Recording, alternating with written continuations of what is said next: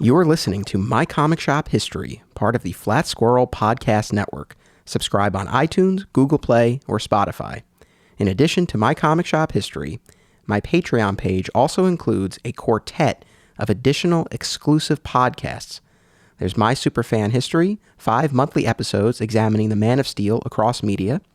My Comic Shop Book Club, a quarterly event that makes its Patreon debut later this fall, with an episode focusing on the DC works of Brad Meltzer. Of course, there's also the My Comic Shop History After Show, and, coming in 2019, Beyond My Comic Shop. Sign up at patreon.com/mycomicshophistory. Hesitation kills.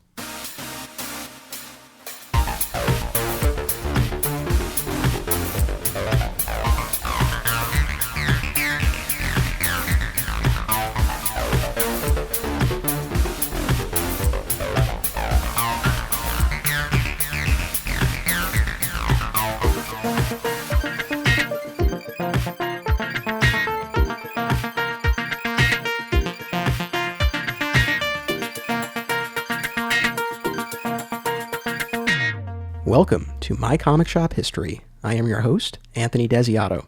This is our post-New York Comic Con edition, in which former Alternate Realities owner Steve Oto and I recount our experiences on the convention floor and at the exclusive Diamond Retailer Appreciation Breakfast. I am pleased to welcome back to the show once more the retailer formerly known as SCO, Steve Oto. Welcome, Steve. Here I am again. Back again. Oh, boy. 1 week ago, we spent the day together at New York Comic Con. That was fun. It was. We didn't spend much time together.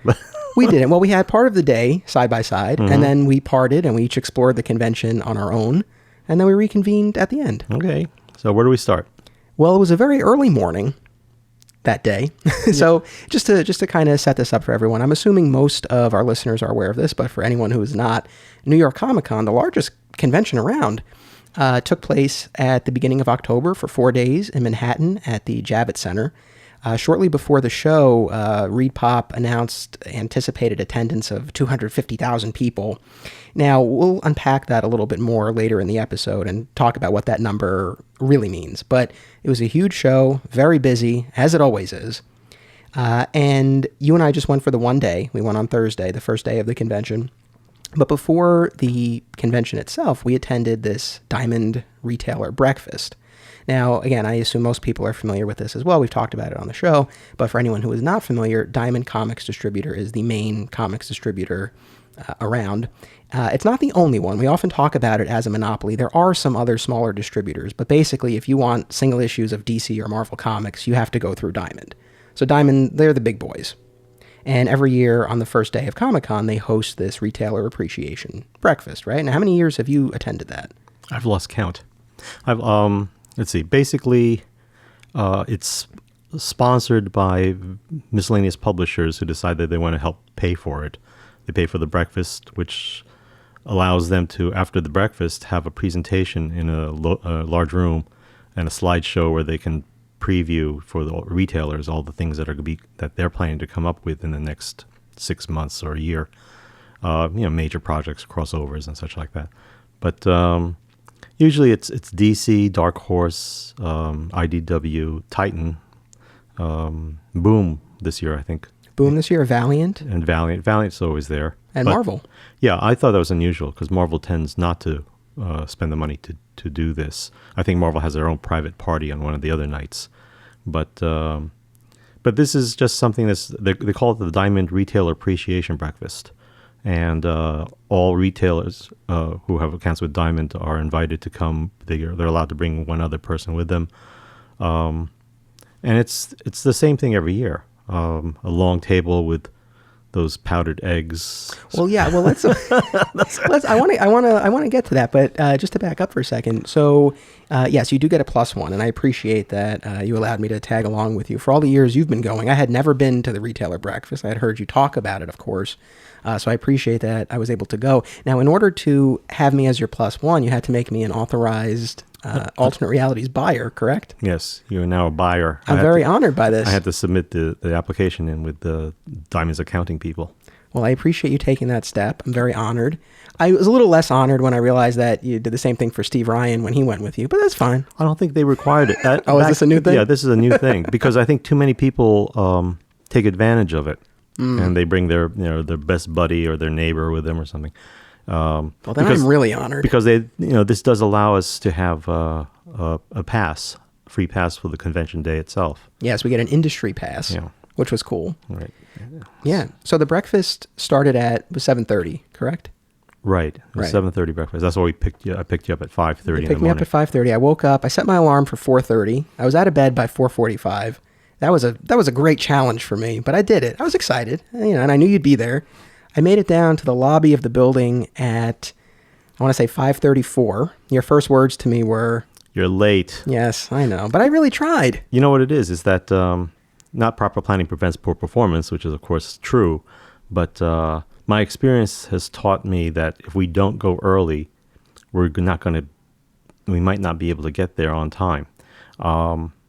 Manhattan's only roughly 45 minutes away, but we're going to hit traffic, and then we have to park far away from the Javits Center, only because I'm cheap. And if you park near the Javits Center, it's going to cost you $40 for the day, and every block further away you get, it gets a little cheaper. So that we were in a place that used to be $20 for the day. This time, I guess they've raised their prices since it's been a year since I've been there. It was up to $25 this time. I mean, I got to say, it was only a few blocks away. I was anticipating more of a walk. It was fine. You remember when I got there, I had to go to the bathroom. So for me, that's a long walk to get to Javits Center. You mentioned that a number of times. Yes. That you had to go to the bathroom. I wanted you to not think that I'm kidding. Now, in terms of how long it takes to get to the city, it depends on how fast you're driving. You are, as I've described in past episodes, a very conservative driver. You drive the speed limit. I believe in speed limits. There's a reason for it. I know. But it's okay. You didn't go slower than the speed limit, which I was kind of anticipating. So it was fine. We made great time. I mean, there was really no traffic getting to, was it 34th Street where the Javits Center is? Right. Once we made that turn, though, a couple blocks over, we ran into, and again, this was like 6:30 in the morning. Like we ran into a protest of some sort. It looked like a construction crew was protesting, and they had a lot of police cars around. We lost a lot of time there. We lost time there, and then because there's no left turns at a lot of places in Manhattan, you have to make a right to get to the direction you want to go. And then when we got to the street that had the parking lot that I was planning to go to, there was a long line to get into the lot. Yeah. Not because there were a lot of cars waiting, but for some reason there was some sort of jam up at the entrance, and maybe ticket wasn't spitting out. It tested my patience a little. I mean, you were the one driving, but it stressed me out a little bit. I was actually very surprised. I thought you were claustrophobic or something. No. And I said, gee, the protests sitting there in traffic that wasn't moving at all, and then sitting there waiting to get in the parking lot, you were a little antsy. You know what it is? Because I feel like it's gotten worse for me in recent years, but I'm at a point now between the day job, the podcast, the documentary that I'm editing, all this stuff. I'm busier than I've ever been, and I think maybe I'm valuing my time more than ever. So anything that feels to me like a needless waste of time kind of bugs me. But it is what it is, and certainly driving in Manhattan and the week of Comic-Con, I mean, you kind of have to expect it. I just figured we were so early that we would be okay, but, it's all right. But again, I took into account the fact that even if you get to Manhattan, you're going to have a problem. Yes. So because of the early departure, we got there just about on time. Yeah. No, we did well. Again, we planned that well. So we went in, we got our badges, we checked in. You saw your friend from Diamond, Nancy Romer. Mm-hmm. Just say hello, and then ran into Demetrius from Anyone Comics in Brooklyn. Right, fellow retailer. And we got you to the bathroom. Got the bathroom, which is great. Very clean when there's the first part of the day. Oh, man, I got to tell you, there was real, and we'll get to this once we talk about the show itself. It was nice being there early before the floodgates opened. Then we ran into Neil from Magnum. Yes, this is another fellow retailer who you've spoken about to me for years. He owned Magnum Comics in Riverdale. Right, he still operates an eBay store, but the physical storefront has closed. Right, like many stores now. That guy's a character. I mean, for anyone listening to this, you might hear him on the show at some point in the future. I feel like he would be a worthwhile guest to have. Oh, he'd have a million stories. Yeah. And he'd be saying stuff. It's not as a joke, but it's just funny stuff. I mean, you were known for being verbose, and he out-talked you at that breakfast table. So that's saying something. I just want to have my powder eggs. All right, let's talk about these eggs. I feel like, not to build them up too much, but I feel like you undersold the breakfast a little bit. It was solid. It was better than I was expecting. Oh, okay. To me, this is like what they serve at schools and prisons. So it's like, well, okay. It's Well, so they had scrambled eggs, potatoes. They had a couple of breakfast meats. We had some bacon and sausage. I thought the meats were solid. sausage is okay. I never had the bacon. Yeah, it was good. They had mini bagels. The mini bagels and funny muffins, I think. Yeah, I had a little bit of a bagel. It was okay. It was, not it's whatever. okay. It was what it was. I like the coffee. I heard you were not a fan of the coffee. No, it's okay. I mean, there's nothing spectacular about it. I don't know. Rich Roney told me that you said it was watered down or something. It's not the greatest coffee in the world. I don't know. It tasted good. And I drink my coffee pretty strong. So if it had been, weak, I feel like I would have noticed it. I don't know. I was pleased with the breakfast is what I'm trying to tell you here. I kept my expectations low, and I'm never disappointed at that breakfast. Well, as did I. I mean, I listen, and I want to talk about how one of your Otoisms came into play in my own convention experience. And I mean this sincerely. The lessons you taught me, they play out in my daily life. So we're going to get to one of the other Otoisms, but yes, I did keep my expectations low with that breakfast because again, you didn't know what it would be, and you really, you really made me lower my expectations. But I was pleased. No, it's better than a McDonald's breakfast. It's not as good as a breakfast at a diner, but it's somewhere in between. Yeah. So we sat down, we had some breakfast. Neil was at the table. I met Matthew Klein, who I actually don't know if he still works with Forbidden Planet, but I know he at least did for a period, and he's at Valiant now. We'll get to him a little bit later because he was the one who did the Valiant presentation during the panel portion of the breakfast. But so I finally met him. I had emailed with him, so I never ended up featuring Forbidden Planet on the podcast or in the documentary. We were never able to... I never got a response from them, but he was the person I dealt with at Forbidden Planet, and he was very nice, and he was responsive, and we went back and forth, but basically he was trying to get the owners on board, and for whatever reason, it just never materialized. But again, so he and I had this email correspondence. We were friends on Facebook, so I recognized him, and so we spoke. When I introduced myself, I think he remembered who I was, and I was like, hey, how's it going? The first thing he did, he was very proud of what he had with him. He slid across the table, it was in a padded envelope, a variant for their upcoming Bloodshot comic. It's Bloodshot, I think. Yeah, Bloodshot, with a very special cover. Yeah, I didn't take a look at it. You were looking at it, and I think you passed it to the guy on your right, but I never actually saw it or held it. So. Yes, a hand-cut glass cover, which they would go on to talk about that more at the presentation. But yeah, he was very proud about that. So breakfast was going on, you and fellow retailers talking about... I don't know, what were you guys talking about? There's some talk of maybe some variants. There's talk of selling stuff on eBay. I know Neil was discussing that. I think, Neil has an eBay store, and apparently he has a lot of items posted on there. I think the way eBay works is that anybody can put stuff up for sale, and you get, I'll make up a number, 100 free listings. You still have to pay the final value fee if it sells. But the listings, depending on if you have it in bold print or extra photos or whatever, it could run you a few pennies, more than pennies. It could run you a lot of money if you don't do it correctly. But I think for the first 100, roughly, you get it for free. And then if you want to have an eBay store, you pay, I forget the dollar amount, let's say $30 a year. Or no, $30 a month, so that you can have 500 free listings. And then you can pay $70-something a month for 1,000 free listings.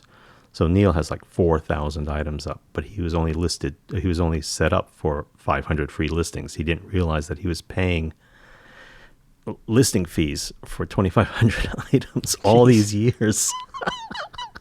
So he was spending hundreds of dollars, maybe thousands of dollars that he didn't need to spend.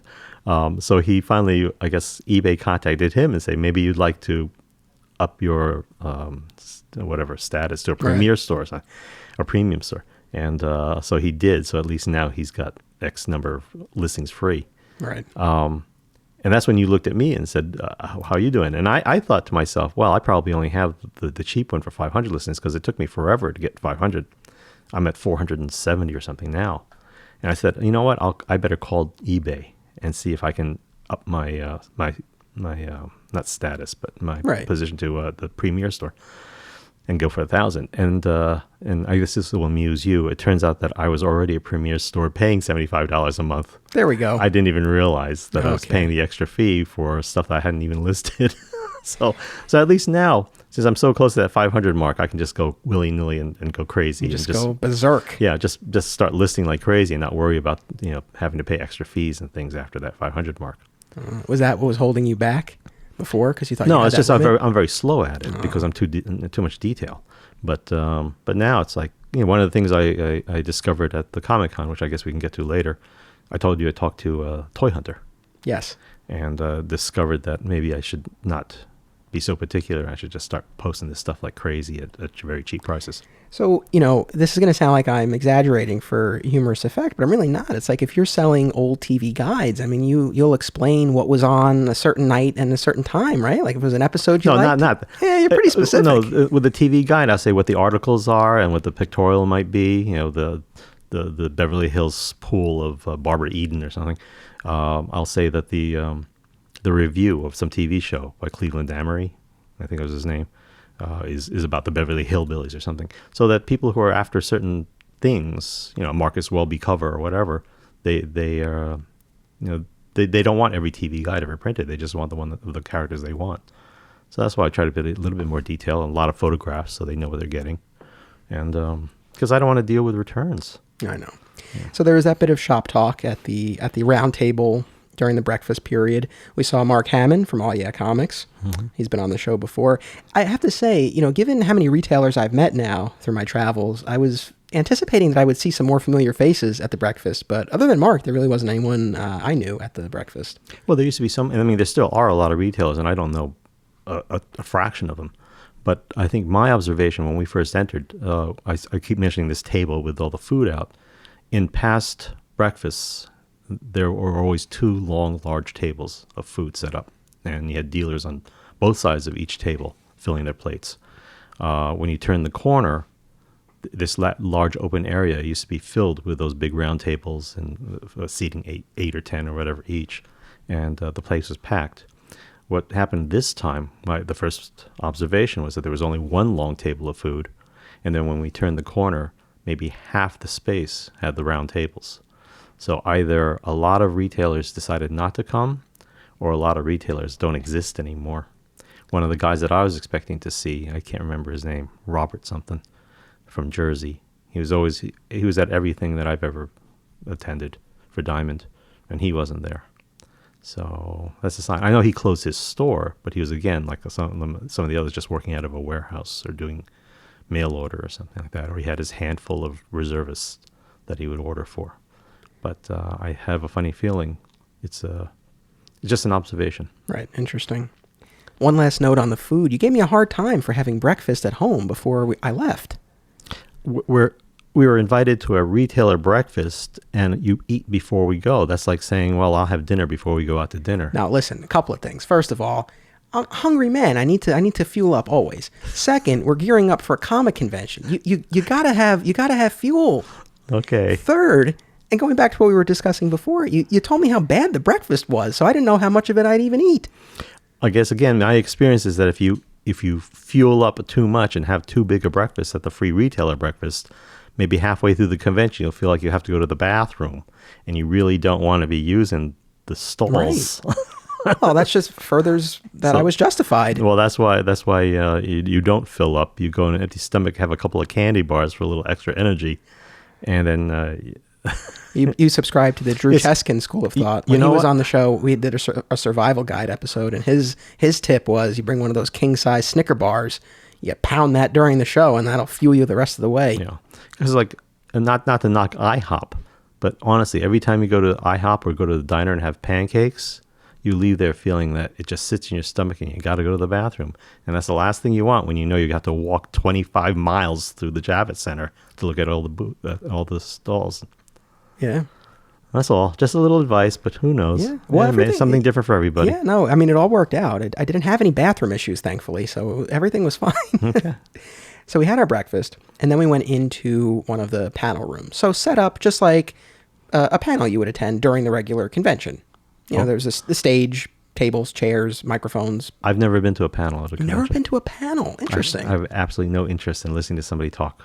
Okay. I mean, it's like, what are they going to? They're going to say the same thing that they say to us at these retailer conferences, right? So we're going to be doing this. And, sometimes there are really interesting, insightful panels on comics retailing. You might enjoy something like that. I used to go to those Diamond seminars. The one in Vegas, the one in Baltimore. All the different classes they give. But the thing is, it's the same thing every year. What is it? Every 6 months, I guess. But sometimes you'll have a host who is able to kind of, zero in on maybe something that hasn't been discussed and find a new angle. That's interesting that you think that. I mean, that's like, it's I'm nice. talking about the panel I hosted at C2E2. I'm just thinking about all those things about how to do this, how to do that, to run a comic book store. And I remember looking at a guy next to me who I didn't even know. I said, if none of these people know how to do that now, they shouldn't even be in this business. Fair To point. me, it was like such common sense stuff on how to run a comic book shop. Some of the interesting things, of course, when Diamond had their new, I forget what that program is for the retail, the cash register and the Comic Suite? yeah, Comic Suite. That was like very interesting to hear, but it was so expensive. It's like, wow, how many of these people can afford to do it? And then I thought to myself, well, the fact that, I think that's another a way to measure this stuff. The people that can close their store for the day and come, or for a couple of days, or travel to different parts of the country to go to these retailer conferences, their stores must be doing well enough, and they must have enough cash to pay for airline and hotel and all this other stuff. So they're doing okay. So I used to look at those in the numbers and think to myself, this is a fraction of the stores that exist, so most of them can't afford to do this. I think the fact that there were roughly half of the attendees this time kind of tells you something also. Yeah, like I said, that really is interesting. I mean, again, I don't have anything to compare it to. This was the only year I went to the breakfast, but the fact that you noticed a decline is telling. Well, you saw all those empty seats in that big room. Yes, there were a lot of empty seats, a lot of unclaimed freebies. So again, I know, you don't attend panels, but for any of our listeners who do, that's the way the room was set up. So you go in, it looks like a typical panel room. On all of the seats of the chairs, there was a stack of retailer exclusive variants from all of the publishers that hosted the breakfast. Yeah, those are the minor ones. Yeah. The little ash cans and Right. a variant cover here or there that says actually is stamped New York Comic Con. Retailer exclusive. I must admit, there was nothing that I was particularly excited about, although we did have one of our former Alternate Realities customers who requested one of the exclusives, so might have been able to grab a copy for him. Oh. Okay. But again, it was what it was. So, we took our seats, and then Diamond, and then each of the publishers who were the sponsors of the event, they got up one at a time and gave a presentation to the audience. I have to tell you, it was dull as dirt. I said to you, this is where I fall asleep. Wake me when it's over. It was boring. I mean, and I have to say, again, you had described it to me, and so I kind of had a sense going in of what it would be like. I wasn't expecting anything terribly exciting, but it was dull. It was really dull. It was, do you want to describe like what each rep would do when they got up there? It's pretty much a standard form of they have a slideshow set up on the computer, and they'll say, they'll just click through these things, and this year we're going to do this, and it's going to be written by so-and-so, drawn by so-and-so, and let's click on the next picture, and we're going to be having this and that, and it's like, oh, God, it's torture. And, it really depends on the presenter. Because that guy from Titan, man, he killed it. I like that guy. That guy had life. He had some signs of life. He actually seemed like he was enjoying himself. I mean, Titan might not be a big name publisher here. It's a British publisher. But this guy comes all the way from England, and he's always entertaining. In the past, he would always tell stories about how he got into comics, how his grandfather would give him his first book, and all this kind of stuff. And he's always very nice and grateful. He seems, he's very happy to be. He really is happy to be there. And he seems genuine. Yeah. Everybody else is like, okay, we're going to be doing this, and we're going to have this fancy cover and blah. And really, all the others put me to sleep. I'll tell you, years ago, Bob Wayne from DC was also very entertaining, and everybody loved Bob Wayne. He would come up, and there'd be lots of cheering, and he would go through his things, and it's almost like he didn't take it seriously, so he knew that, this is what it is, and we'll have a good time with it. I think the Marvel guy, who has been around a long time, as I think I mentioned that he looks a lot older than he did the first time I saw him a decade or so ago. I think he gets a lot of grief from the retailers. So I think he was just happy to do his presentation and then get out of there without fruit being thrown at him. Yeah, well, and he was anticipating a cameo appearance by writer Donny Cates that did not come to pass. I don't even know who the guy is. I know. I know you don't. But yeah, he was teasing that, and unfortunately that didn't happen. But yeah, I mean, so for anyone who's attended a panel, a DC or Marvel panel where they're, hyping their upcoming projects, it was very similar to that, except often at those panels, you'll have creators on the stage as well, right? So the moderator will say, this is what's coming up, and then the writer of what they're talking about will give like a little snippet about, their creative process or what fans could look forward to, things like that. So it was sort of like the fan aspect was more removed. It was more technical almost. Like this is what's coming out, when it's coming out, this is who the cover's by, with some exceptions. Like again, the Titan presenter was very animated and very passionate. One thing that struck me, again, I don't know that I was necessarily expecting anything different, but I was struck by the fact that there were no scoops, like there was no inside information given to retailers. It was basically everything that they were talking about were things that were already announced. Yeah, but retailers can't be trusted. Well, I know, there is that. But I guess, one instance that really stuck out was during the DC presentation, they put up the promo art for the new Young Justice series. But of course, they didn't identify what it was. You just saw the art. There was no title. There was no other information. And they were like, stay tuned later. There were silhouettes. Yeah. No, that was a different one. I think okay. that was Guardians or something. Okay. The Young Justice one, you actually saw the characters, but there was no information. And they were just like, stay tuned for an announcement later today. And then sure enough, later in the day, at one of the DC panels during the regular show, they announced that Brian Michael Bendis was bringing back the Young Justice series with the original characters as part of a new imprint that he's curating featuring DC's younger characters. So again, there was like this hint that something was coming, but they really weren't giving you any inside information or anything like that. Mm-hmm. So yeah. I did notice also that, so again, we've been describing what the majority of the presentations were like, but there were a couple, and I'm thinking specifically of Valiant and Boom, that were more retailer focused. Did you notice that as well? They talked more about their returnability programs and their partnership with retailers. I mean, were you getting that sense that it was more retailer geared? I suppose it wasn't new to me. I mean, it's the same speech you hear every year. I mean, what is your take on something like that? Like, do you feel that when they talk about retailers as their partners, I mean, do you feel that that's genuine, or do you feel like that's just empty rhetoric?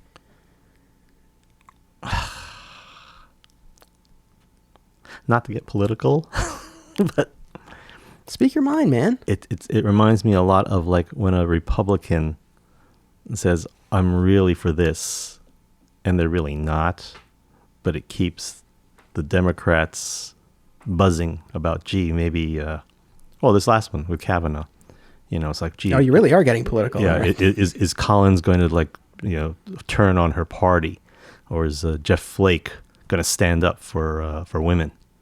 And in the end, they all vote for the party line anyway, so it's a bunch of crap. Same thing with the comic book thing, it's what are the publishers going to say? They're all going to stand up there and say, thank you, we had a great year, it's all thanks to you. And but it's like anything else. You figure behind closed doors, they're saying, Jesus, I hate those retailers. Yeah, and I have to say, I mean, I found, we talked about the Titan rep, and he did seem more genuine, at the Valiant presentation and Boom, those two in particular, they did talk more about the retailers. How did they come across to you? Well, I mean, let's face it, they're not. You ever watch the Academy Awards or the Emmys? Oh, I sure do. You know how the presenters come up and they have this their little banter. Yeah, sure. That's what it was like to me. It's like these they haven't practiced their lines. It's like they might even hate each other, and it's like, I'll just read my line, make this little joke that's terrible, and then we'll say, and the award goes to. And that's what it felt like to me. I think the Valiant guy, the fellow you were talking about with his glass cover. Yes. He was a little bit more, let's have fun. But I think the jokes kind of fell flat. I mean, these guys aren't comedians. They're not supposed to be entertainers. So right. I give them that. But I mean, for me to sit there and say, boy, that person looks like a vampire, and that's what my mind is thinking about while they're talking. That doesn't make for a good presentation. But again, my situation is different. I don't really care what they're doing because I'm not going to order any of this stuff since we don't have the store anymore. Right. For the others who are like, especially a guy who's new, He just opened his store last year or something. He's thinking, wow, this is going to be great. That's true. I'm going to order 100,000 copies. Right. So your needs, what you're looking to get Yeah. out of this is vastly different. Actually, kind of on that note, I should ask you this. Since you don't have the store anymore, your Diamond account is still active. Mm-hmm. You don't have the store anymore. Why do you continue to go to the retailer breakfast? A free admission to the New York Comic Con. There you go. Well, I know. I just wanted to lay that out there. Yeah. But again, like I've said many years, like this is going to be my last one. I want to circle back to that notion because that was something that you said a number of times, and we'll unpack that a little bit. But so that was pretty much how the presentations went. So for anyone who's ever been curious about what goes on behind the closed doors of the Diamond Retailer Breakfast, that's it. It's not terribly exciting.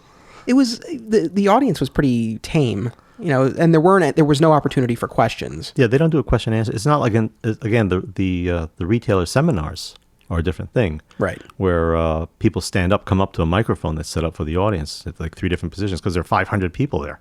And during Diamond's presentation, one of the things they discussed was their upcoming retailer summit in Vegas. Vegas, yeah. So they have that coming up. What was the other stuff that Diamond talked about? They were talking about Halloween Fest, which is coming up at the end of the month, and some of the promotional items that retailers can order. They always have that little thing about, such and such store was voted best store display, whatever, and everybody just is half-hearted applause. It's like, I never heard of these guys, some store in Nova Scotia or something like that. It's okay, oh, that's nice. Good for them. I honestly, I think most of the guys there are not really interested so much in what's coming out, but in getting the freebies, the promotional. One of the things, what was unusual about this one was that they had some of these things sitting on the chairs when you walked into the room. Right, that stack of exclusives. Yeah, but those are like really nothing exclusives. What everybody's waiting for and what they don't give to you until the presentation's over, because otherwise people just grab it and leave and listen to the presentations. They after the presentation is over, lights come on, and then they're supposed to get online to go, one by one as Diamond's people hand out a bag filled with a major variant from DC or a major variant from so-and-so companies. You didn't look at the bag when you got it, right? I gave it right to you, my friend. The only thing I kept was the DC shirt. Right. The DC shirt was a nice thing. Which I like. It was nice. It was actually a nice shirt. The quality was good. It was a nice, soft shirt. I sold mine. Good man. Yeah, I sold it for $20 to help cover the cost of parking. Yeah. Well, so that's right. So you get these free. But did you keep anything, or you're planning to unload everything? No, I'm unloading everything. One of them was the Batman 50, the black and white ink cover, Batman facing Catwoman. Oh, okay. People are selling that thing for, upwards of $100, maybe $200. I don't remember. I was looking on eBay right away. I put the whole package together, everything, for $300, figuring somebody might offer me $200. But people don't have money. Maybe I'm better off breaking it down and saying, well, here, you can have this one for $10, $20 or whatever, and making $100, $200 that way. But yeah, I sold the shirt right away. I'm not going to wear a Batman shirt. So He's your favorite character. I'm 62 years old. I'm not going to wear a Batman shirt. Fair enough. I have to say, you mentioned about the audience members not being, terribly interested or excited. I don't know if you noticed, but the guy behind me specifically, took a photo of every slide that was projected onto the screen, but he did not have his phone on silent. So I got to hear that camera click sound every single time. And at one point I even turned around and I said, "Excuse me, would you mind putting your phone on silent?" But he was so enamored with whoever was speaking at the moment. I didn't even register. Well, I guess he had a good time. I mean, maybe he was doing it for his own website or something like that to say this. Just put your phone on silent. Yeah. That's all. It'll still click, won't it, if it's on silent? No. Oh, okay. See, I don't know that kind of stuff. Anyway. But, I just took a few pictures just to say, well, I'll put this on Facebook, but then I didn't even bother. Yeah, I took a photo just at the very beginning, just for promotional purposes, to show I was there. I took a photo of you getting those powdered eggs. That's going to... Oh, yeah? Yeah. Oh, okay. Yeah, a little sly sometimes, but snapping away. Uh-huh. Took a few photos. We took a photo in front of the stage as we were waiting online to leave and get our freebies. Neil took a photo of us. See, the things that I notice about the show, stuff like this, those retailer things are... you know how they said, well, we're going to try, the first row will stand up and come get their stuff, and then the next row, we're going to do it in order. Yeah. And the second the lights went on, it was like a mass. It was like not a riot, but it was controlled chaos. People didn't want to wait. Yeah. And that's like, when they first announced that first let's get online, I thought, oh, it's like, who came up with this idea? It's not gonna fly. Yeah, it went pretty much the way you would expect. Yeah, all of a sudden we're all online and we're all getting it one at a time, and then it's back to the bathroom, and that was it. That's true. So that was the retailer breakfast. Was there anything else about that portion of the day in particular that you wanted to talk about? Anything else that you think listeners would be interested to know? I feel like we kind of hit all the bases. Yeah, like I said, I think I'm surprised we're doing a podcast about it, because to me it was pretty much the boring part of the day. Yeah, but I think we discussed the boring part in an entertaining way for our listeners. I hope so. This convention was interesting for me because it's the first one in a while that I've attended with no real purpose other than we're going to go and then we're going to talk about our day on the podcast. So it's like I was going figuring that, okay, whatever experiences I have, that'll be the basis of this episode. But I didn't go with any other purpose. So, for example, a couple of years ago, I went back to San Diego Comic-Con. I reported for Bleeding Cool. That was my purpose. Last year at New York Comic-Con, Steph and I cosplayed. That was a way different experience. Garden State Comic Fest over the summer. I went. I did some filming for my comic shop Country. C2E2 back in April. I went. I hosted that retailer panel. So this was the first time in a while that I went with no purpose other than I'm going to walk around, see who I see, and then we're going to talk about it. And it was interesting. I ended up giving myself a couple of missions just for something to do.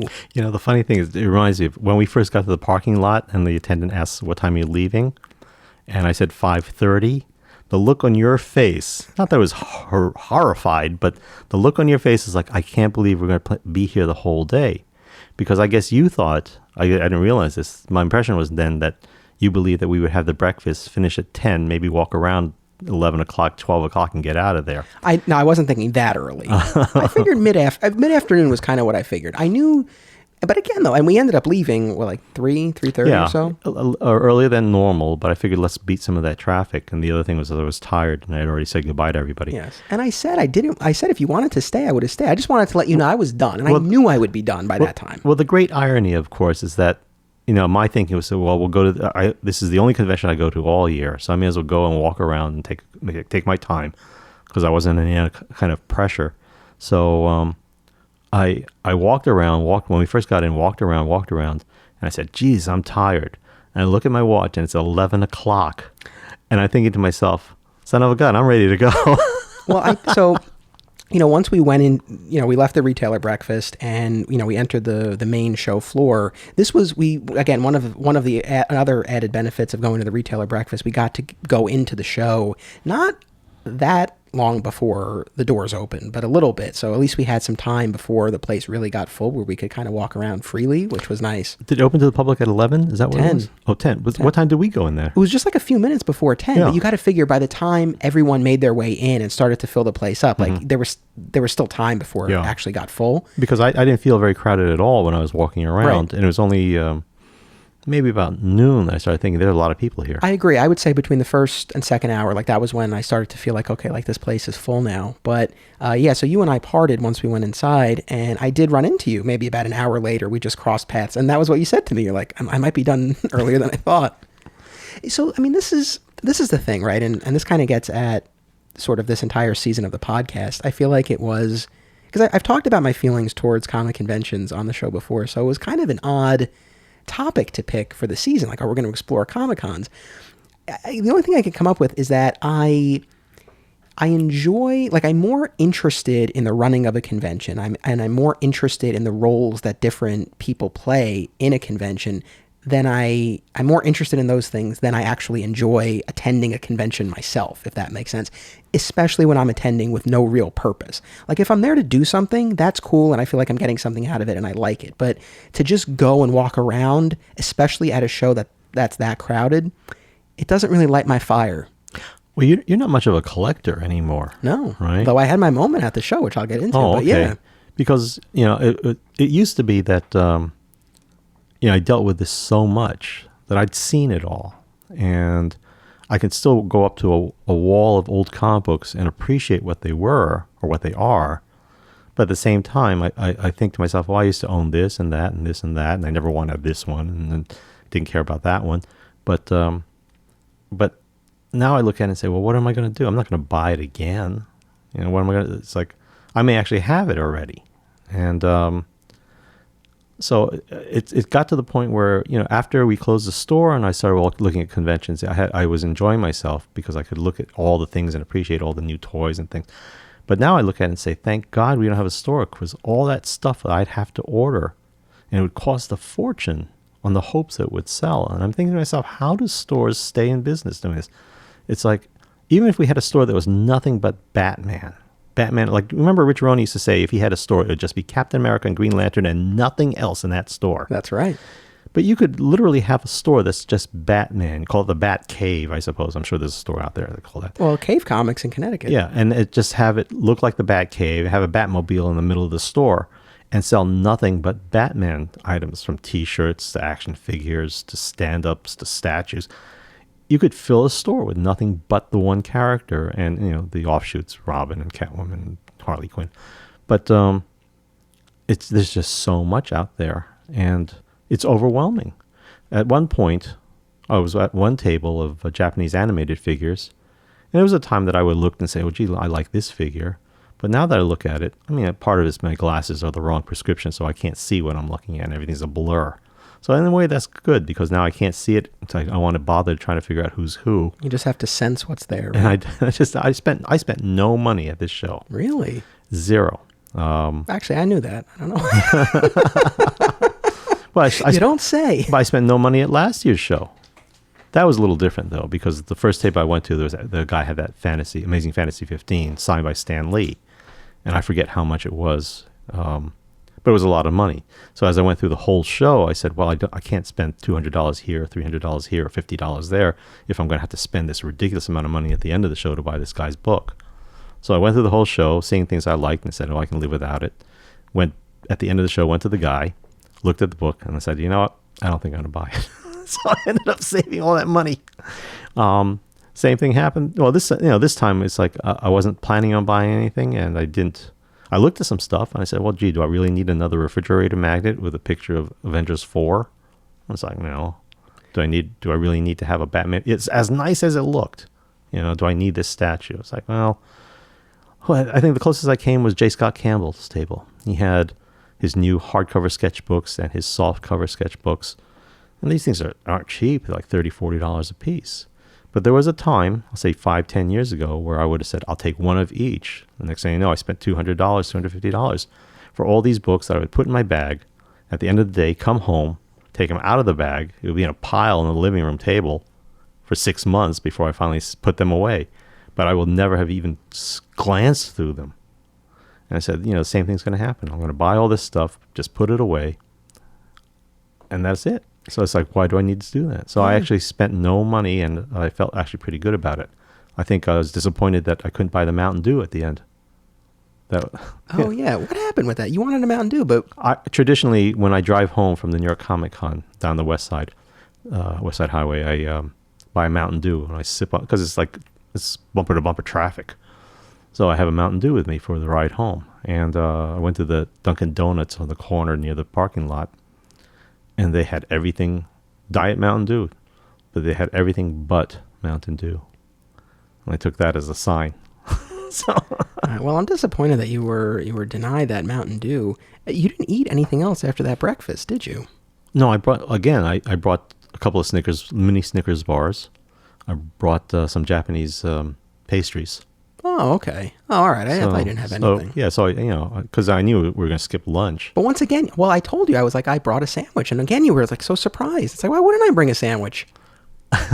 Was it surprised? I don't know. I think if you brought... You were like, you brought a sandwich? If you had brought snacks, I said, oh, okay, that makes sense. I brought a protein bar. I brought a turkey jerky stick. And I brought a sandwich. Yeah. But I mean, it's like, well, I've got a hot roast beef sandwich in my bag. It's like, well, what? Who does that? Yeah, I was carrying around my panini press. Yeah. I mean, people bring snacks. They don't bring like meals. It's like, oh, yeah. It's a sandwich. I don't know. Burger, fries, and a side of whatever. I needed it, though. It was a lot of walking. And I mean, like, It's again, always a lot of walking. and I exercised, but I was tired, man. My legs were sore. Really? Yeah. Oh, then you're exercising your arms, but you're not exercising your legs. No, I do legs. Actually, that might have been part of the problem because I had a pretty hardcore leg workout a couple of days before, and I was still a little bit sore. So I think that might have compounded the issue. But so you ended up not buying anything. Did you have? Because again, like this was the part of the day where we were separate. I mean, we crossed paths the once, but other than that, like we were just exploring on our own. And so I'm just curious, did you have any goals going into the show in terms of anything you wanted to buy or people you wanted to see or items you just wanted to see? Like any goals going in? No, well, I mean, there are the handful that I want to see, and that's about it. You know, I look at the walls now of all the comic books and original art, and the price is so high that it's ridiculous. I'm never going to spend that kind of money on this stuff. And again, it's because of my time. You know, I bought original art sketches when they were like $5 to $10, $5 for a head, $10 for a full body. Yeah. The expensive guy was $25, and the ridiculous guy was $50. Neil Adams. So He had quite the installation there. yeah, On the let's main face it. floor. I mean, for him, he's drawing money. You know, now you want a sketch by Adams? I don't know, what is it, $250? It looks like crap. So you know, again, you used to buy your published pages for $60, and those same pages are, I don't even know anymore, $5,000, $10,000 each. Well, it depends. Well, John Byrne X-Men pages or something like that. Sure. You know, it's Alex Ross. Yeah, well, I mean, yeah, those Yeah, those things are crazy. those are in a whole other You know, league. but I'm looking at other stuff that's like, oh yeah, I remember this cover from Justice League in the '70s, and it's like $2,000, $3,000, and it's not that good. And, so that's why I'll never buy that. I'll never buy these comic books again. When I'm looking at a book that I bought for 12 cents, that it's in terrible shape and it's $100. Right. So I said, you know what? So you just walked the main. I went to talk floor? to Heritage, and I went to talk to Nancy Right, Diamond at the Diamond booth. and Joe Verinault of JHV Associates Investments. I've known Joe Verinault for decades. You know, when I was just a nobody buying comic books, he was the dealer that always had great stuff at a decent price. And you know, he's again, I describe Joe as one of the few people I trust in this industry, retailers, because a lot of them are not that great. Yeah, no, I know. Yeah, That's it's very all high- business. that's It's very all high business. praise. It's all business for everybody. I understand that too, but at the same time, it's like I told Joe and I are the same age. I said years ago, my family knows that when I die, they're supposed to contact you to sell my stuff. And Joe's response to that was, "We're the same age. If you're dead, I'll be too old to care." Years ago, actually, I introduced Anne to Joe Verinault. And Your wife? Yeah, and I said, he's like the only person I trust in this business. And Joe said, "That's like saying this is Miss Congeniality at a pirate convention." So, but he's a good fella. I mean, again, my goodbye was, I know, you know, realistically, I've seen a lot of death in the past 10 years. And I know that there are a lot of people who are younger than us who are dying. So at this point, it's like, you know what, I got to start seriously taking care of things that need to be taken care of. And I realized that there are situations where I'm not going to see these people ever again. So since this is going to be my last show, I at least wanted to let Joe know how much respect I had for him. On this note of saying goodbye, though, you mentioned earlier that, you know, you've been saying for a little while now, each time you go, that it's going to be your last one. I mean, how likely is it that this truly was your final New York Comic Con? It's pretty likely because at this point, you know, with Diamond, I keep the account open, but I have to order stuff every month. I'm finding it more and more difficult to come up with the minimum I need to order. Last month and this month has actually been pretty tough. At this point, my son doesn't want the big Godzillas. So, you know, suddenly it's like an extra $100, $200 I'm not spending that month. Actually, a really quick side note here, but one of our patrons, one of our Flat Squirrel VIP patrons on the My Comic Shop History Patreon page, he wanted to know what your thoughts were on the trailer for the new Godzilla movie, King of the Monsters, I think it's called. Have you seen it? I think I have. That's Fat Godzilla, Okay. right? It's the American one. Yes. It's Fat Godzilla. That's all my son and I went to see it, and it's like, oh, that's all I could think about. It's ridiculous. But, you know, it's better than nothing. Yeah. All right. So you're not even ordering the Godzilla stuff. Well, I show it to him. I said, "Do you want this?" And I used to buy this stuff, and I'd show it to him, and he'd say, "Thanks, Dad. You don't have to do this for me anymore." So I said, no, we'll keep getting it. Well, I can still get this at wholesale. But now, like, the garage is full. The warehouse is starting to overflow with this stuff. And so it's like, he doesn't want it. And I figure at this point, instead of spending hundreds of dollars on this stuff every month, I may as well just say, well, he won't sell it until he decides it's time to sell it. But most times, like everything else that we buy, it's like in a box and it gets stuffed in the garage or a corner. And Right.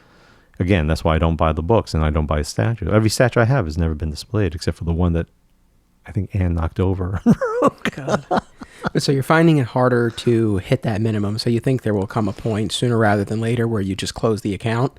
Yeah, I mean, I still order stuff for Oleg, who still loves his Star Wars statues. But at the same time, Oleg's not a young guy anymore, and Yeah, one of our alternate realities regulars, massive Star Wars fan. yeah, there's going to be a certain point now that he's retired. It's like, well, what's he going to keep going for at this point?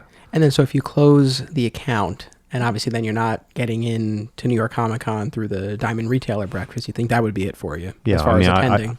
I hate jumping through hoops. So this whole thing of trying to get tickets online or paying such a premium that it makes no sense to me. Fair enough. So I can live without it. And I can still go to some of the smaller shows, I suppose.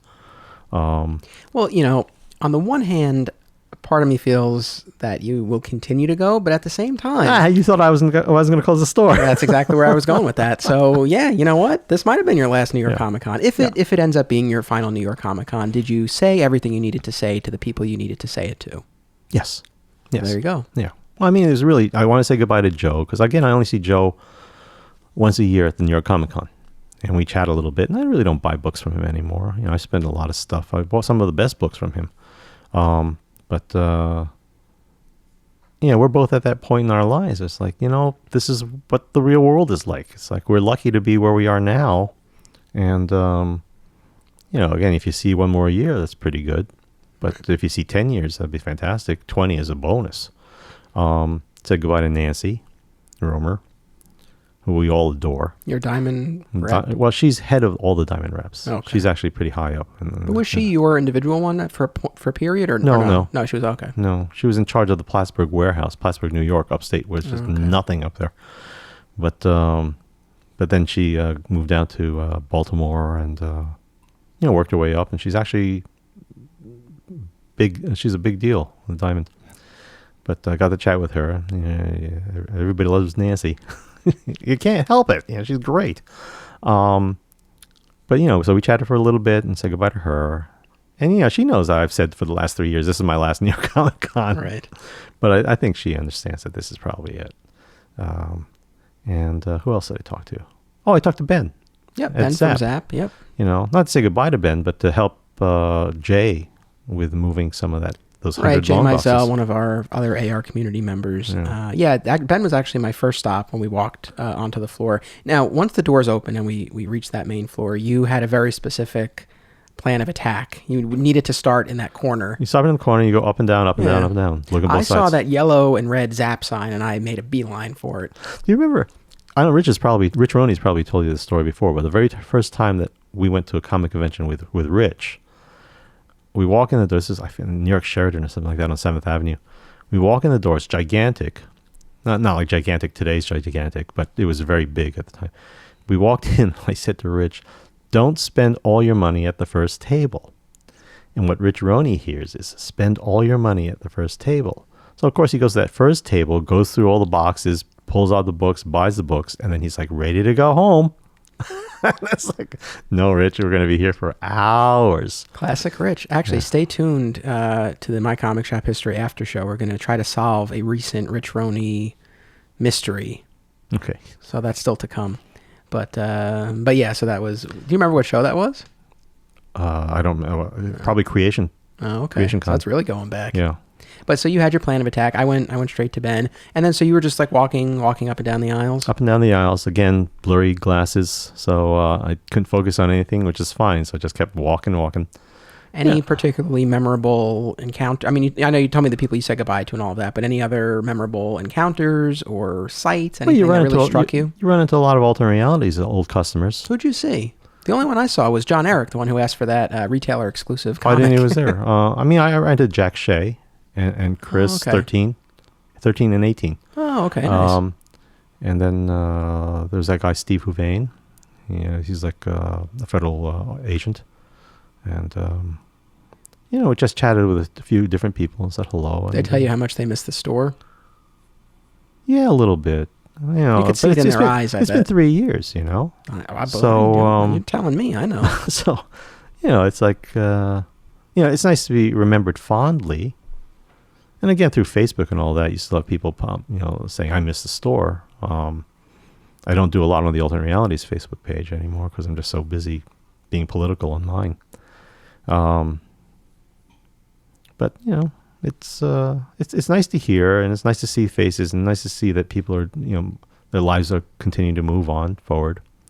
But I mean, I see alternate realities people on the streets in Westchester. I go to the supermarket. And, I have to say, that's something that's a common theme among retailers, because it came up in my interviews with retailers for the documentary, where they've talked about, like, everywhere they go around town, they see people, and it sometimes can be weird when you see people out of the context of the store. Mm-hmm. Did you make it down to Artist Alley? I didn't even know where it was, because they moved it. It was the section that it used to have. That building, that part of the building is gone.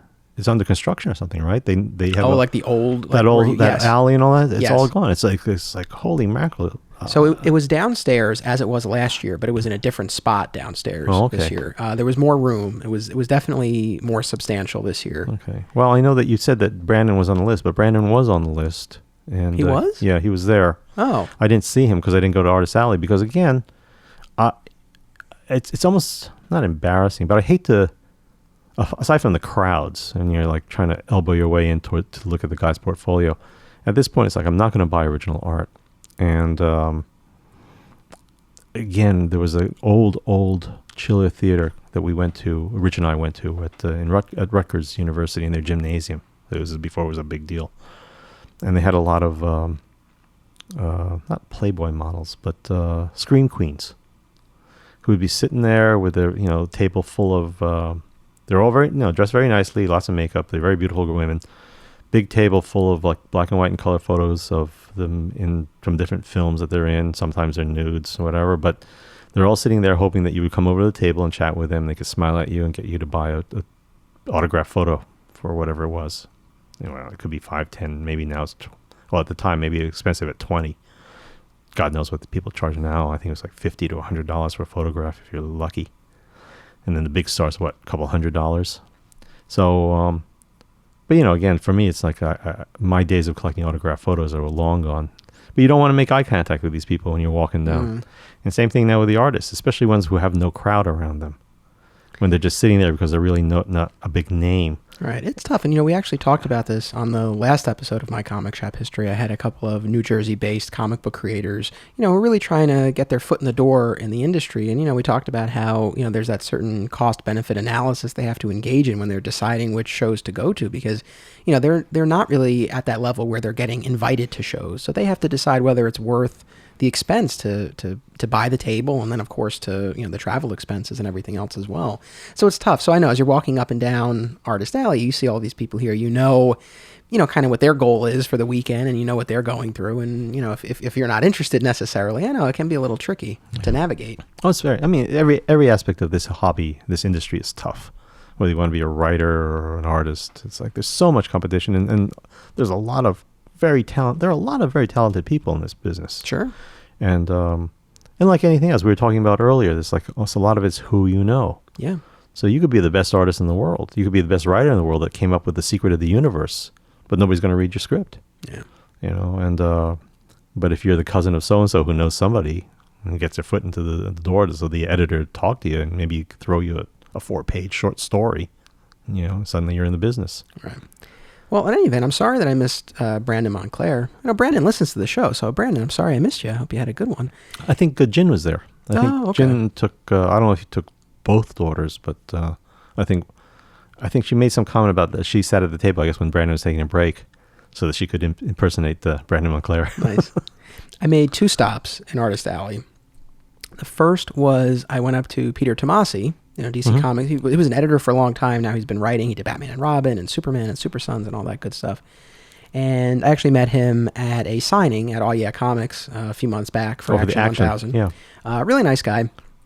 He wrote the Death of Superman animated movie that came out a few months back, and which Mike San Gregorio and I discussed in the series premiere of my Superfan History, the Superman podcast that I've been doing now.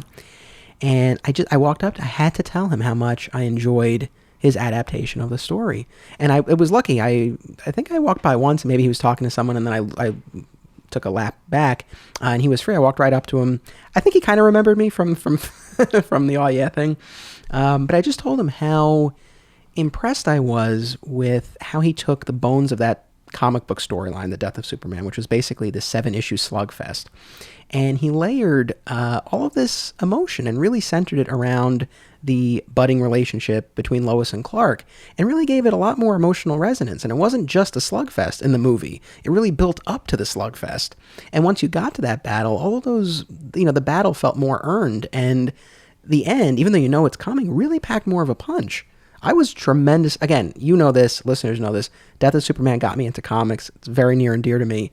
I was so impressed with his adaptation, and I told him that. He seemed to appreciate it. That's nice. That's the sort of thing where, like, that was worthwhile to me. Like, to be there at the show, to be able to have this interaction with him that I wouldn't be able to have otherwise. It's like, yeah, I could tweet him. I don't know if he would see it. I don't know if he would respond. We're not going to have that face-to-face moment. But it was genuinely, it was really nice. So that was something that to me was worthwhile.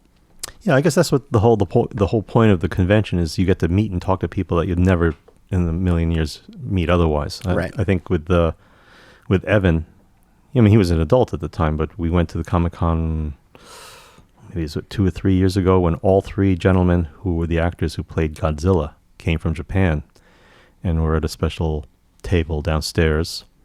And, the fact that most of them don't speak English was actually a plus for us. Because we can go up to them and talk to them, That's true. So, yeah, you have the competitive edge. yeah. So, I mean, obviously there are Godzilla fans there, American Godzilla fans, who are just happy to shake hands and take pictures and get autographed photos of the Godzillas that these guys were in the costumes for. But we got to chat a little bit, and then and Evan got to have. They were selling what is it? It's called a yukata. I don't know what you call it. It's not a kimono, but it's just a light jacket. But it was a special convention special that they only sold at the Godzilla store, I guess, in Tokyo. And so he got it, and he got it autographed on the back of the shirt, the back of the yukata by all three gentlemen in Nice. Japanese. Cool. So again, that's something you'll never be able to get, and one of them has passed away since then.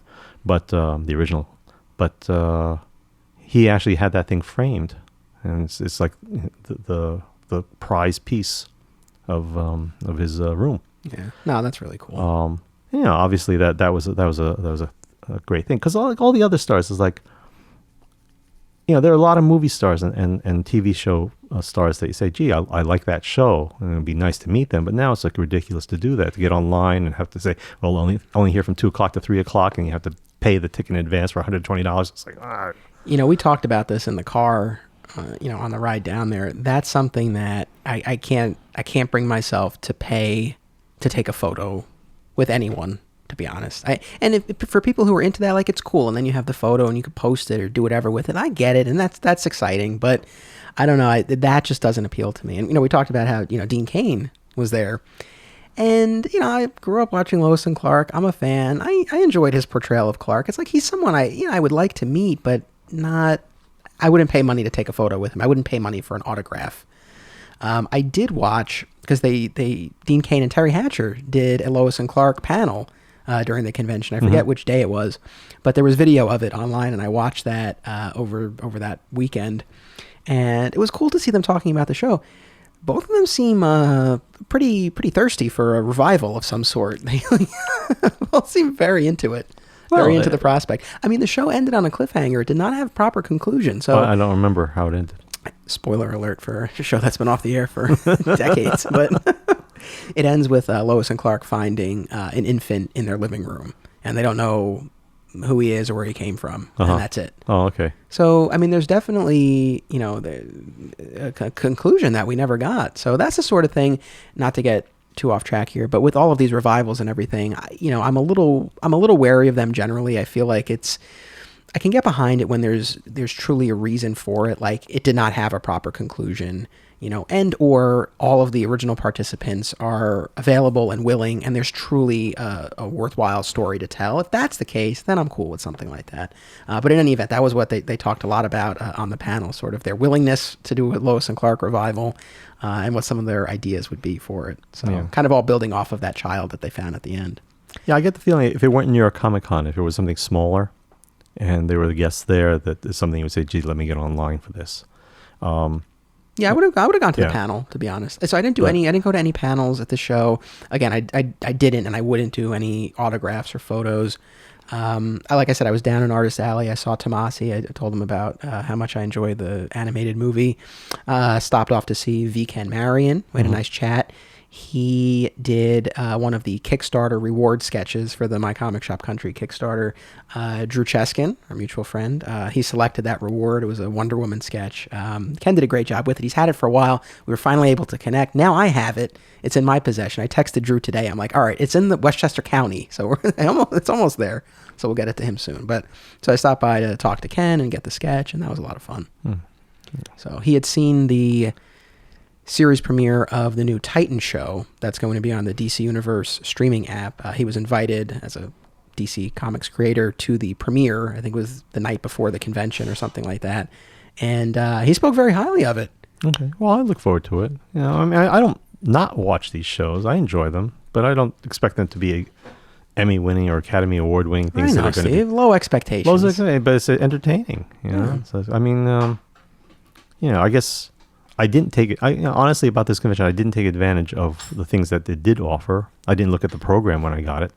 I probably should have. Then I would have seen, some of the Doctor Who people were there, and I guess River Song was there. So I figured, I would have liked to have met her, but I don't think, again, I would stand online for an hour or whatever for it. There's an actress named Alicia Witt who. She's on a lot of Hallmark romances. I kind of like her. But she was on, A Walking Dead, and she was on Supernatural. Oh, sure. Yeah, no, I know what you're talking about. You know Supernatural, right? I sure do. Okay, she was the girl with the eye patch. Sure. I just saw that the other day, and it's like, oh, you know what? As soon as she was on, and it's like, oh, you know what? If they're going to kill her off at the end, I'm going to hate this episode. Well, everybody dies. Yeah, well, eventually. But well, on that show especially. Yeah, but again, spoiler. She survived that episode. I don't know if she comes back. I'm still working my way through this thing. It was season 11. I don't even know. They're going into season 14. Oh, okay. Actually, by the time this airs, the season 14 will have started. Oh, okay. I'm actually a season behind myself. There's so much. But anyway, so I've been, for the past couple of years, 3 years, I've been trying to catch up on Supernatural. But again, Alicia Witt, she was on the guest list, but I heard later on that she was there. And I said, cool. And not for her Walking Dead appearance, but and she's also a singer. Oh, okay. So that was probably, sometimes when you think about like who's your big guy, Sylvester Stallone. Sure. I guess right now Alicia was about the only celebrity. She's your Sylvester Stallone right now, but it changes. Years ago it was Lara Parker from Dark Shadows. So when I got to meet her, it's like the thrill of a lifetime. But again, after so many years, you see so many people, and it's like, well, can live without it. I think the only thing that strikes me every now and then is like you look at somebody and say, wow, this person is so beautiful. This woman is so beautiful in real life that no picture captures this. I thought that about Bai Ling. Remember her? Yeah. She's a little odd, personality-wise, but I guess her reputation is. But when you meet her in real life, she's like so strikingly beautiful. It's like I can't. You're speechless. Yeah. Danny Glover was something. There's a little old black man walking past me to try to get to the bathroom. Listen, everybody poops. Rubbing elbows with the greats, right? Listen, he probably went at the retailer breakfast too hard, and he had to hit the bathroom. So, all right, let's go back to the convention floor. So, I mean, how, we talked about how in the beginning it was easy to walk around before, the place filled up. Once, we were a few hours in, how did you find navigating the floor? Yeah, after about I got through all the comic book people, the comic book dealers, and then all of a sudden you're near publishers. Yes. And again, I wasn't going to go through. I went to look at some of the toys and action figures. Oh, it's like stuff that's going to be coming out. Yeah, like Sideshow has a fantastic display, and Sure. Kotobukiya and all those guys. And you look and say, Jesus, it's overwhelming. They're all beautiful. Can't get them all. I used to say, gee, if you had $1 bazillion in a huge warehouse and you bought one of everything at this New York Comic Con, next year it's going to be whole new stuff. Yeah, it never ends. Yeah, you can't do it. So by the time I got to the other half that has the small independent guys, I don't even know who's there. It was like, I think it reminded me of like when you get caught in a flash flood and all of a sudden you're just like being moved down the aisles, not even the direction you want to go. And it's like, gee, I can't do this anymore.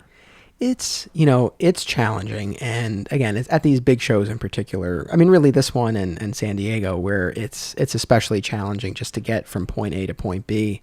I feel like most other shows, I mean, again, and I talked about this earlier in the season, C2E2, another show by Reed Pop, the same company that does New York Comic Con.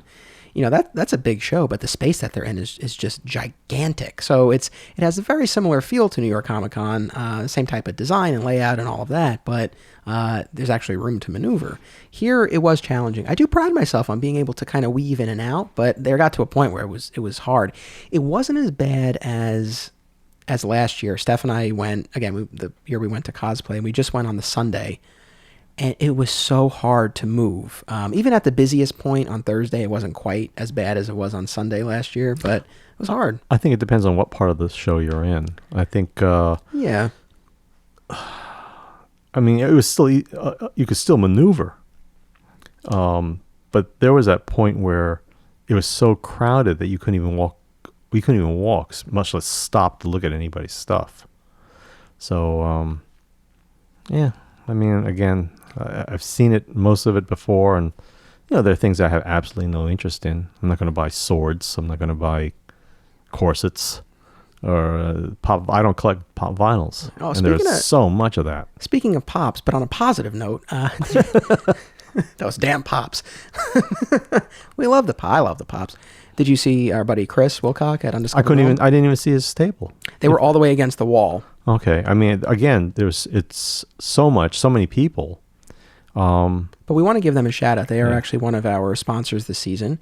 So we'll do an in-show shout out to Undiscovered Realm. They were set up at New York Comic Con, as they set up at conventions, across the country. You can also visit them in person in White Plains, or buy from them online, undiscoveredrealm.com. They're your go-to place for any pop or gaming needs. They're where I get my pops, and there's really no higher recommendation than I could give.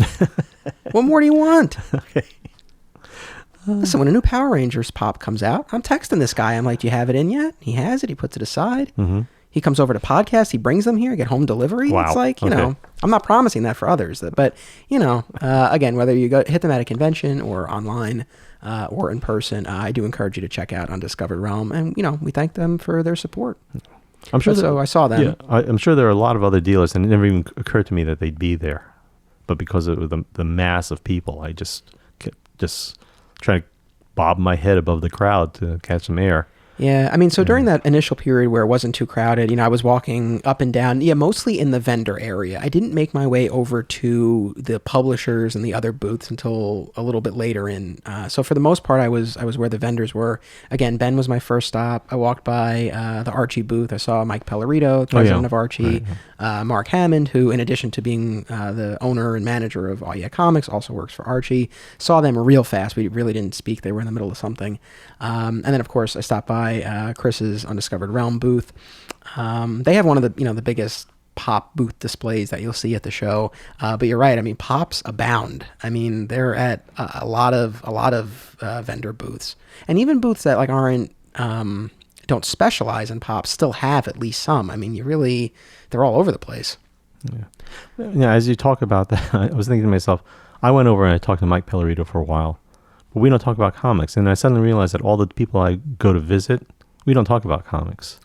We talk about the stock market. We talk about family health and all kinds of other things. But it's I used to joke that like Joe, he's been doing it for a long time, selling these things. He only does 2 shows a year, but he does most of it by mail. But given a choice, if you said, well, do you want to go to this convention or do you want to go play poker or fantasy baseball? He'd rather talk baseball.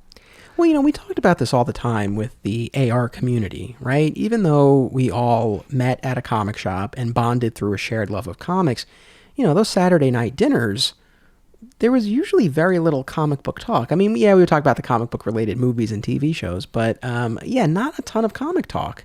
I mean, I guess you kind of have that, the foundation of that, and that's what initially brings you together. But, when it truly is an actual friendship, you're not limited to just talking about things that, the common interest that you have. That's what's interesting about their, what do they call it, book club that they have. Right. The alternate certain members of our community, they have a book club going on. Yeah. I mean, do they actually sit there and talk for 5 hours about whatever comic book was assigned? I couldn't tell you, but I doubt it.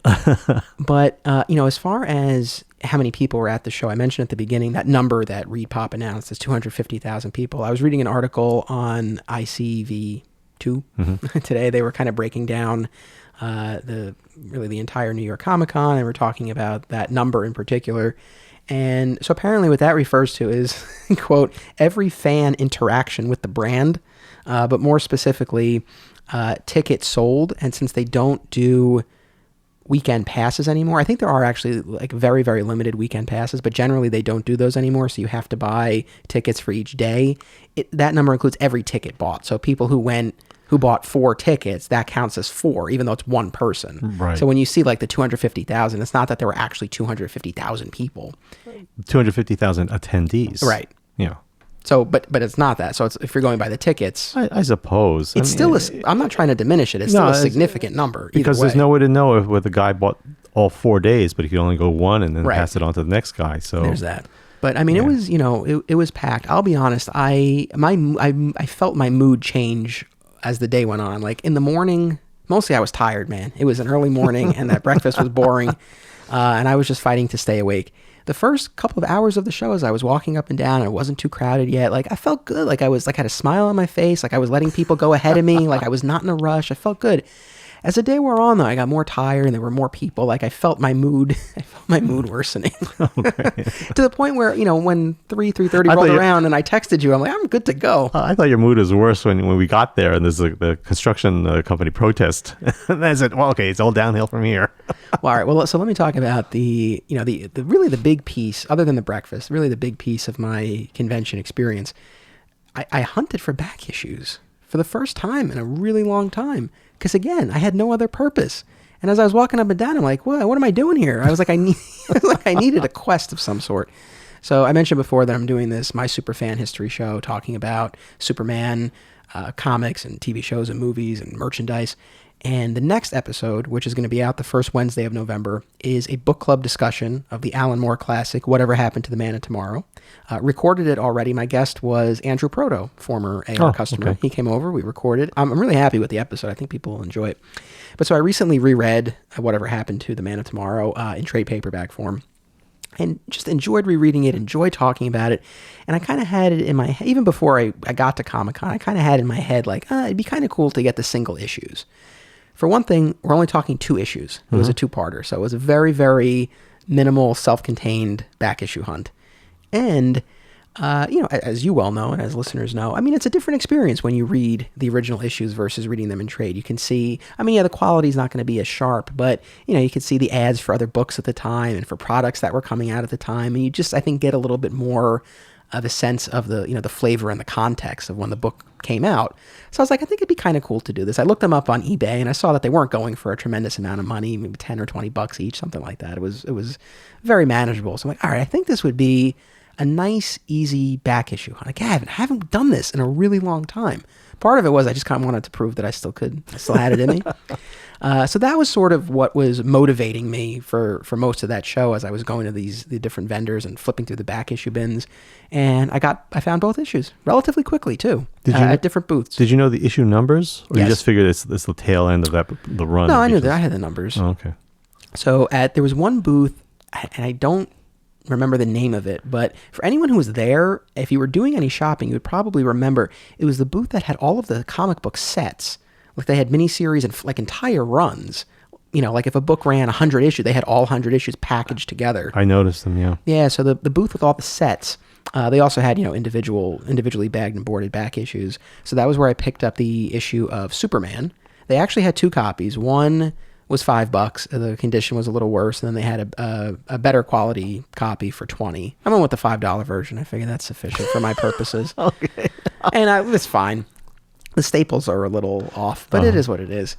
And then I found the issue of Action Comics at, I think it was Victory Comics, I want to say. $2. Mm-hmm. In great condition. I'm a little surprised because to me those things are milestone comics. Yeah. I was surprised with the action. Yeah, for sure. I mean, I think I've seen those things at conventions on the guy's wall behind the table. Well, that was interesting. So I didn't know where, so as I'm walking past these, all of these vendors, like I'm looking on the wall, I'm like, it might be there, it might be in the bin. So I wasn't sure. That was a question. I didn't know. Yeah. I did try, I looked, of course, at Zap, as, our friends. And of course they have such a tremendous back issue selection. But I didn't see it there. But, it was kind of fun. It was kind of fun. Although at the end of the day, we talked about this. I kind of had this moment where it's like I enjoyed the quest while it was happening, but then when it was done, it's like I don't know. Was it really worth it? Was it worth it to go through this when I could have just ordered them online? I don't know. That's it's a question. Well, I don't think there's anything wrong with it. I mean, no. It's not so much the thrill of the hunt that usually one encounters when you go looking for back issues. But it's nice to have it in your hand. You know what you're getting, and Yeah, there's that practical matter. Yeah, I guess. I mean, I sell a lot of stuff on eBay, and I'm sure that even as honest as I like to think I am, I think there's that buyer out there who has no idea who I am, and it's like, gee, if I call this a VG plus, and he's worried about his $5, it's like it's stuff you don't need to worry about, but it could prey on his mind. No, look, the thrill of the hunt is a real thing. I actually wrote an article for 13th Dimension about the thrill of the hunt and about my quest at Comic-Con. It's actually out right now, so hopefully people will check it out and enjoy it. So the focus of the article is actually, though, not about my hunt for those 2 comics, but rather the Kenner Superpowers Clark Kent action figure that I finally found at the show. And that's the sort of thing, and I go into more detail in the article, but that line of action figures is special to me. I had the Superman figure when I was little. I've since rebought it, a few years ago, but I never had the Clark Kent. That was a mail away exclusive. And it's the sort of thing where I see it on eBay all the time, and I'm always kind of tempted to order one. But as you said before, like I'm not that hardcore collector anymore. So I've been content to just kind of wait and see if I came across one in the wild. And again, I wouldn't say I'm actively hunting for it, but it's the sort of thing where if I see a vintage toy booth, I'll take a look, kind of always in the hopes like, oh, maybe they'll have it. And sure enough, I found it at one of the booths. I don't know which booth it was. I actually don't know if it was Toy Hunter or something else, but they had a bunch of vintage toys, like all in the original packaging. And then they had some cases, wooden cases with glass covers of various superhero lines. And one of them was Superpowers. There was a whole case of loose Superpowers figures.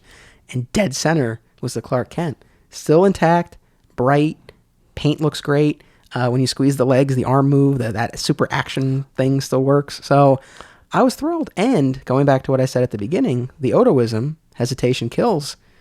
I went for it. I saw my opportunity and I bought it right away. Have you had that much trouble finding it?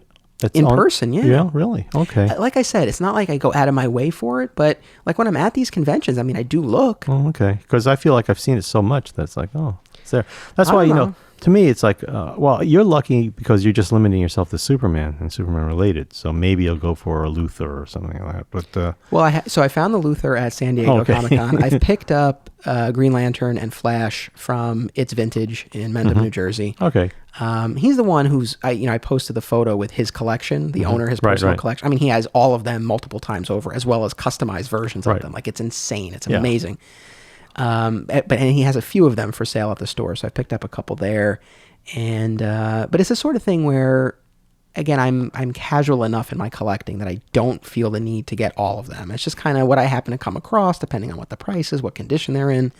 But I was very, I have to say, I did get that charge of finding the figure. Again, as with the comics, afterward I sort of had that debate with myself of like, once that momentary charge passes, you are kind of left like, well, all right, was this really worth it? And so that's why I'm always curious, like, for other collectors, do they genuinely, enjoy that thrill of the hunt, and is it worthwhile for them? I think other collectors do, because at the end of the show, these guys on Facebook are posting, it's like their haul. This is what they got today. And it's like, I'm looking at it and saying, well, okay, that's kind of different, but that's pretty common. But for them, it's like they've been looking for a long time and they're happy. So it's like, it was a good day for them. Yeah. So I don't begrudge people. I mean, no. Obviously there's stuff that I couldn't care less about that people are going crazy. I mean, you guys, I know you like your, what is it? Morphin Power Rangers? Yeah, Mighty Morphin. Yeah. And I know Turtles are still big with a lot of people. It's like, gee, I just can't get into it. And, well, look, I mean, it's a generational thing. It's like what you grow up watching. I mean, if I... Well, I appreciate it. I mean, like, Frank Rucco or Rucco, I don't know how you pronounce it. Yeah, man, he's been on the show. Yeah, he is, how is it pronounced? Rucco. Rucco. Okay, I always said Rucco. But anyway, he's a big G.I. Joe guy. And he always goes to those Joe conventions, and he posts this fantastic collection that he's amassed of carded and boxed vehicles and the whole thing. And, I wouldn't collect it, but I look at it and say, that's amazing to see. I feel the same way about, yeah, exactly. And, I mean, realistically, if I got a call and somebody said, I'm selling my G.I. Joe collection, and I take a look at it, I'd probably make an offer. But not because I want to have a gigantic G.I. Joe collection, because I just put it on eBay and sell it. All right, you recognize the value of it. Yeah. Yeah, Frank's collection is incredible. Just a little hint, you'll be getting a really good look at it on screen soon enough. Oh, okay. But the same type of thing. So, again, going back to this being a generational thing, like I grew up watching Power Rangers, and that's really important to me. And so when I see people posting their Power Rangers collections, it's like, oh, like it's so cool. I was just a little bit too young to really be into G.I. Joe or Turtles. Like there was some over the Transformers too. Like I just didn't quite hit. So when I see that stuff, it's like I appreciate what it is, and I appreciate the fact that people enjoy it, but it doesn't really speak to me. So, but yeah, I mean, certainly finding those Superman issues and finding that action figure, I mean, it was cool. I enjoyed that momentary charge. It gave my convention experience a bit of purpose, whereas initially I felt like I was kind of aimless there. And again, it was cool to see, our friends there. Although, I talked about this with Ken. Ken was the main person I was able to actually have like a few minutes with, and we actually had a conversation. With most of the other ones, and the vendors in particular, it's like they're busy. So it's like at best, it's like, hey, how's the show going? See you later. That's really all it is. It's nothing really of substance. So again, I feel a little bit empty sometimes when I just have those fleeting encounters, but it's still nice to see them. And again, to have that opportunity to see Ken, who I don't get to talk to in person all that often, to see a Peter Tomasi, who I'm never, I rarely have that opportunity either. It was cool. So I really enjoyed those pieces of the day. Again, everybody gets something different from the show. Yeah, exactly. Yeah. Was there anything else that you wanted to say about our New York Comic-Con adventure? Let me think. Would you say we took Comic-Con by storm? I think that's probably overselling it. Yeah, I think it's overselling. So I talked about Zap. I went to talk to him about Jay's stuff. Right. And, again, because he does buy a lot of stuff, he's interested. Talked to Jay about it today. As is typical, Jay is, man. So I don't know if that's ever going to happen. Let's see. I think a special shout out to people who do cosplay. I think they did a really spectacular. I mean, there's some amazing costumes out there. People really take the time, and maybe they've worked on it all year long. But when they appear in costume, it's fantastic. again, it's like anything else. You know, you look at a piece of original art and you say, my God, to have the imagination to be able to draw this, it's amazing. So there's a lot of talent out there. There for sure. Yeah, you look at the statues and the action figures. Again, you know, for me personally, I don't think I'd ever want to spend the money to buy them, but at the same time, you can't deny that these are some of the most beautiful pieces of art and work that I've ever seen. I don't know what else to tell you. It's there's just so much to do there. I don't have the energy for it anymore. You always wear comfortable shoes, and it's not going to be enough. And yeah, it was my last one. I'm glad I went. Glad I got to see the people I wanted to see. Actually, for me, I mean, I'm glad I was able to go and look at this stuff and say, I don't need to buy this anymore. For me, that it's a good way to shut that door so that I can open the door to sell all the stuff that I've been accumulating for 60 years. So, the store's open for business. Well, I'm glad you enjoyed your experience. Thank you for allowing me to tag along. I had fun. If this truly is your last one, I'm honored that I got to share it with you. Yeah, we'll see next year, right? Yep. I see you at 5:30, 5:34. But yeah, no, and, you know, just kind of to build off on what you were saying, I mean, I concur about the cosplayers. Buddy of mine, Justin DeVoe, he was on the show last season. He does an incredible Lobo cosplay. He debuted it at Comic-Con last year, and then we did an episode talking about it, and he's done it at a number of shows since. He was back this year. And, yeah, I'm seeing him on all of these, you know, photos of him on all of these lists on websites all over the place. Like, it's really cool. He's posting with comic creators. And it's really cool. And actually, the next episode of My Comic Shop History is going to be about cosplay. There is a woman, she does an Agent Carter cosplay, among other characters.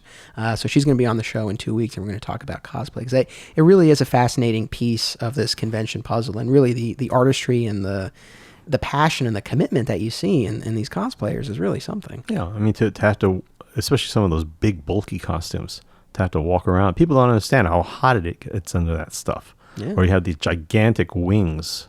So I'd be afraid to bump into somebody and they destroy my wings. So yeah. It's like, yeah, that's other things that people don't think about. And, you know, shout out to everybody, but, you know, to the vendors as well, because it's, you know, it's not easy. I was really thinking about this, especially in the context of the Pops. And, you know, Chris Wilcock, he'll be on the show again for the finale. And so this is kind of a question that I want to pose to him because, you know, for the Pops in particular, we talked about how prevalent they are now at these shows. I feel like it must be harder and harder to make your booth stand out. So that's something I want to talk to him about. But again, you know, there's so much going on. It's a sensory overload. It's really an experience. Yeah, sensory overload. That's the word. Yeah. How tired were you when you got home? Yeah, it didn't really hit me till later. I mean, considering I woke up at 4:30, it probably didn't really hit me. I wouldn't have gone out to do a marathon, but it's just, to me, just another day. But I know that I'm older and I'm tired. I will say, I mean, it didn't, again, my legs were kind of tired and sore in the moment, but the recovery wasn't bad at all. But it would have been hard doing multiple days of this. I mean, I think one and done was it for me. I was perfectly content. Yeah. Well, a lot of our friends went for multiple days. Yeah. You know, and it's like, well, you know, they're having a good time. But at the same time, I don't think they're under a huge pressure to walk around, see everything, do everything. I mean, they're going as friends and hanging out together, right. Going out to get something to eat and then coming back later. Yeah, so it's not... It's not I won't say it's not a business thing, but right. No, it's true, and right, exactly. Not so much a mission. It's just it's like going to a playland or something like that. Yeah. Right? No, it's true. I mean, and we talked about this when we did our survival guide, but, you know, I think a big thing for anyone is, you know, determining what type of convention experience you want and what your goals are. And, you know, you could pass the whole day sitting in an air-conditioned room watching panels. And, you know, that's fine. Yeah, I think Rich would prefer that. But Rich likes the panels. Yeah, he likes the panels, and I just don't... You know, I think the days of like rummaging through boxes when you're on your hands and knees to go through the stuff under the guy's table, those are long past. So, well, I want to thank you for taking part in this episode. Well, thanks for coming along, and you know, I'm telling you, we should have a multi-person panel and televise this. Yes, I know you've been pushing for a video podcast. Well, we'll keep it in mind. Yeah. And so again, thank you for taking part in this. Thank you to everyone for listening. Steve and I are going to keep talking for the My Comic Shop History After Show. So if you want to hear that, head on over to the My Comic Shop History Patreon page. And then we'll be back with another all-new episode focusing on cosplay in 2 weeks. And until then, don't be a flat squirrel. If you're a music fan, I've got a podcast here you should definitely check out. The Third Man Podcast is an exploration of Third Man Records and the vinyl revolution through the lens of the White Stripes, the Raconteurs, and other Jack White projects. Hosts Paul and James cover a range of topics and interview some very special guests, such as Grammy-winning artist Rob Jones, Detroit music legend Mick Collins, and many, many more. Comic book creators, such as Dean Haspiel, Mike Cavallaro, Alex Segura, and others, have also stopped by the show for some fun music conversation you're not going to want to miss. New episodes are bi-weekly on Wednesdays and available for free wherever you find your podcasts.